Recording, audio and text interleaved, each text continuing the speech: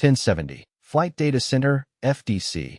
NOTAMs are issued by the National Flight Data Center and contain regulatory information, such as a. Temporary flight restrictions. b. Markings and signs used at airports. c. Standard communication procedures at uncontrolled airports.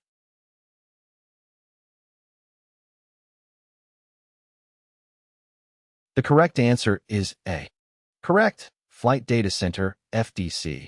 NOTAMs are issued by the National Flight Data Center and contain regulatory information related to flight operations, such as temporary flight restrictions, instrument approach procedures, airspace configuration changes, and other important information that pilots must be aware of before flying.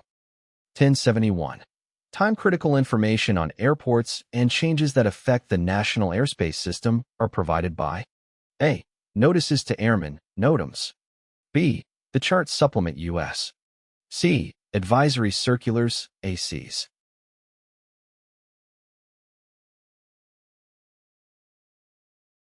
The correct answer is A.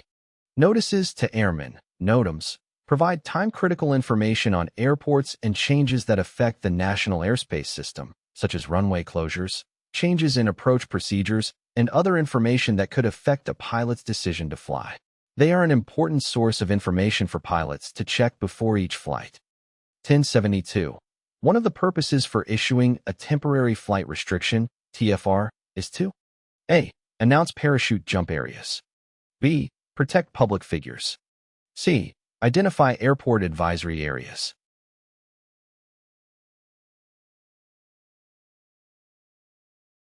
The correct answer is B. Temporary flight restrictions, TFRs, are issued by the FAA to restrict flight operations within designated airspace due to certain conditions, events, or situations.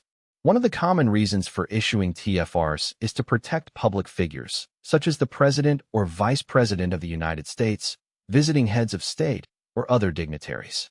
TFRs can also be issued for a variety of other reasons, such as security or safety concerns, natural disasters, or other temporary hazards to flight. 1073. Public figures are protected by A. Special use airspace. B. Prohibited areas. C. Temporary flight restrictions.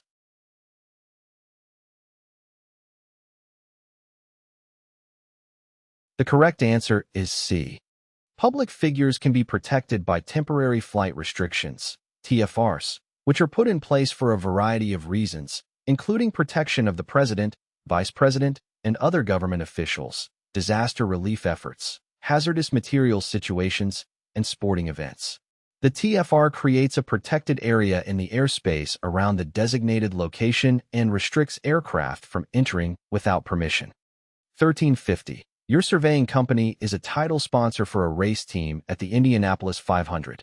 To promote your new aerial surveying department, you decide to video part of the race using a small unmanned aircraft. The FAA has issued a TFR for the race in the area you plan to fly. In this situation, A. You may fly your drone in the TFR since your company is sponsoring a team at the race. B. The TFR applies to all aircraft. You may not fly in the area without a certificate of waiver or authorization. C. Flying your drone is allowed if you notify all non-participating people of the closed course, small unmanned aircraft operation.